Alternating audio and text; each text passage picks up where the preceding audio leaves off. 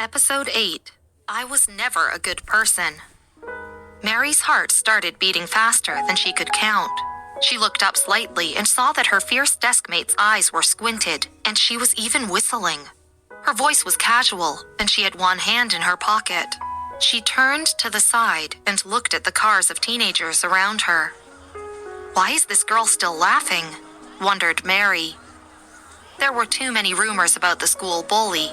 The thought of it turned Mary's legs into jelly. She clutched Bessie's wrist, her knuckles raised and her fingertips white. Not far away. Kenneth, Brian and the others who bullied our classmates are right in front of you. Paul was anxious. He bit his cigarette, touched his hair, and raised his eyebrows at Kenneth. Kenneth raised his eyebrows. His appearance was mild, but his eyes were cold. What does it have to do with you? His gaze fell on the crowd in front of him. In the middle, the girl with her back to him casually stood there.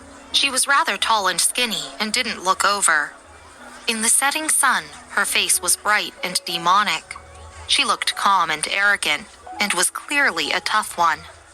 Kenneth paused. It was no wonder Paul dragged him here too.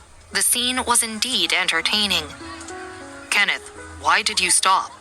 Kenneth didn't answer, so Paul grew anxious. His hair was short and stiff and matched his stubbornness. Brian, that guy got out of his car. Okay, forget about it if you don't like our new classmate. But you've known that girl in the student committee for 2 years. Can you really leave her to die? Kenneth seemed a little silent, so Paul didn't think much about it and just thought he had agreed.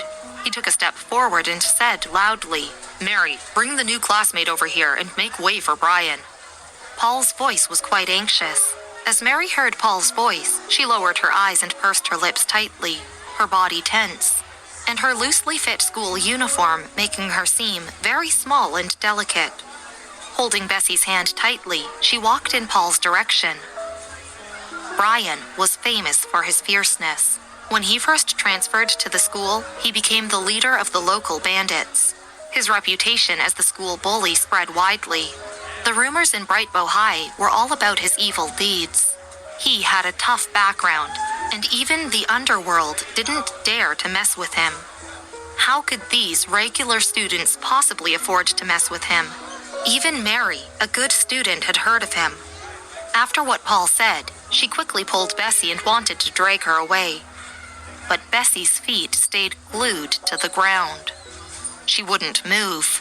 Holding his cigarette, Paul grew anxious and ran a hand through his hair. Damn it, what's wrong with this new popular girl? Does she want to fight? Brian isn't so easy to mess with. Kenneth, say something. This new classmate had an arrogant temper and was somewhat wild. She was like a young pup who wasn't afraid of bears. Brian and his friends all had a bad reputation in Chicago University, and the students were all afraid of him. He had always been ruthless, and no one could handle him. After Thomas graduated, he wasn't too scared of Brian. The two gangs were on bad terms, and their main interaction was the welcome meeting for the new Brightbow High School students. Anne was quite known among her peers. One day, Brian and the boys barged in and laughed at Anne's music. Kenneth stood up to Brian. Everyone thought he deliberately picked a fight, and Kenneth was a freshman at the time. He had just transferred over, and Brian chose not to fight him in the end. Since that incident, Paul knew that Brian was scared of Kenneth. Now that Bessie was being so stubborn, Paul couldn't help but want to slip away in her place and cursed under his breath. Did she want to die? Mary watched the school bully get out of his car, her face turning even paler. She said in a trembling voice, Bessie, we have to go quickly. I'll explain it to you later. She was still pulling on Bessie, her palms sweaty and trembling. This reaction was expected from an ordinary student who saw the school bully that even the underworld didn't dare touch. Bessie patted Mary's shoulder. Her expression didn't change, and she stuck her hand in her pocket, squinting at them. She still acted like a big boss, wild and crazy. But Mary was not comforted. Her legs were soft and she couldn't move. She was about to faint. The teenager in the front walked towards them. He had beaming eyes, a distinct silhouette, and a mysterious aura. White smoke burned between his fingers, and his whole being could only be described as evil. Seeing that Brian was walking over himself, Paul finally moved. The group of people not far away also thought that this new student was finished. Kenneth looked at Brian Jake. His clear and dark eyes shifted slightly, and he was about to say something. But then he heard Bessie say, "Brian, get someone to get Mary back. She can't walk." The scene fell silent. Brian glanced at Mary and immediately laughed. It was an easygoing laugh that didn't sound like a school bully at all. He immediately turned and picked a teenager who looked like a good student to send Mary over. Then he came over again and looked at Bessie. He smiled, surprised. Come on, Bessie, how could you not tell me you're in Chicago? Bessie tugged at her school uniform. It was decided last minute. The letter from Principal White was already a year old. Brian was still dissatisfied. He was handsome and had defined features. Then why didn't you text me? "I just arrived yesterday." Bessie motioned to Mary, but when she saw that Mary was still stunned and didn't respond, she turned to her side and kicked Brian. She raised her eyebrows and said, "Tell your friends to get lost. They're scaring my friend." Brian motioned his friends to walk away. Mary was obviously not in a good state, so Bessie was ready to buy books herself. The boy beaten up by Bessie Miller at noon didn't walk away. His colorful hair drooped. Boss, she's... Brian crushed his cigarette rather gracefully. He glanced over coldly, and the corners of his lips curled up in a smirk when he heard that. My predecessor. He didn't even wait for them to respond. Bessie, where are you going? "I need to buy some books," she replied concisely. I'll go with you. As his voice drifted away, Mary, who was still glued to the same spot, still didn't respond. The bully's friend, who she had been so terribly afraid of, said carefully to her, Hey, are you going back to school or are you going for lunch? Mary's head was a bit empty. She felt like she was dreaming. Not far away, Paul's side was also silent. Even Kenneth couldn't react for a while. Bessie was much calmer. She just got a few books and her phone vibrated a few times. She took it out casually. It was an undisclosed number. "There is a new mission specifically asking for you. Do you want it?" Bessie looked at the message for a while. Then she handed her books to Brian to hold before texting back. "Is the person placing the order sick?" Her price was 10 times higher than the market price. Without waiting for a reply, she quickly texted 4 more words. "I'm not taking it." Brian took her books and paid for them. He flipped through the books selected by Bessie and realized that they weren't study materials, but original copies of foreign books. They were books that were of no interest to anyone. He knew that Bessie liked to read.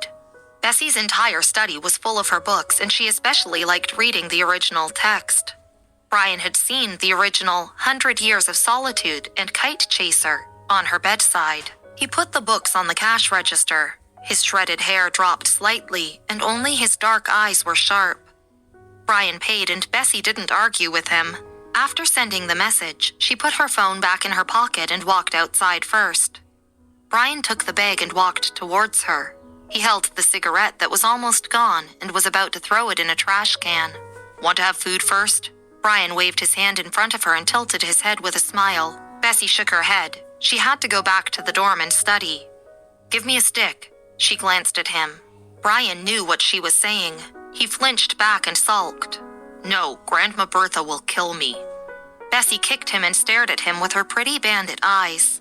Brian reluctantly took out a pack of cigarettes from his pocket, took one out and handed it to Bessie. Then passed her the lighter. Bessie's fingers were thin and long. They looked like jade and glowed a healthy pink. With a slight click sound, blue flames burst out. The faint smoke rose, emitting a faint smell of mint. Bessie wore jeans and a white t-shirt with a high school uniform tied loosely around it. Her soft and fluffy hair draped over her shoulders, gently ruffled by the wind.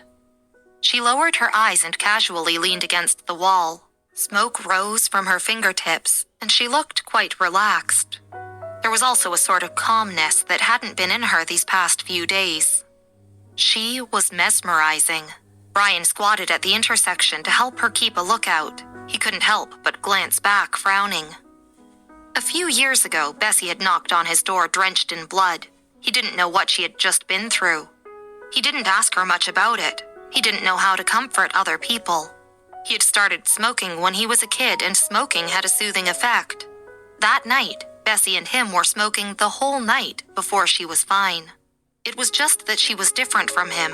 She didn't smoke much, but when she was extremely vexed, she would hide in his house and smoke. When her grandma found out, she gave him a beating, while Bessie just had to look at Grandma innocently, and they believed that he had tricked her into smoking. Smoking is bad for you. Brian scanned the street. He retracted when he saw that no one else was around. Now he wished he could go back to a few years ago and strangle himself before he could give her a cigarette. After smoking half of it, Bessie took it out and threw it into the trash can. She took 2 steps back and straightened her hair. When she heard Brian's voice, she casually glanced at him and chuckled. "Get lost." "I've reflected on this a lot. How could I have taken you down this crooked road?" Brian pulled his collar. "What's wrong with that?" Bessie told Brian to pass the books to her. Her voice was faint, but her eyebrows gathered and she smiled cynically. "I was never a good person." "You are a good person." Brian was very serious. While we wonder about the relationship between Brian and Bessie, the mystery about the job request still remains unknown.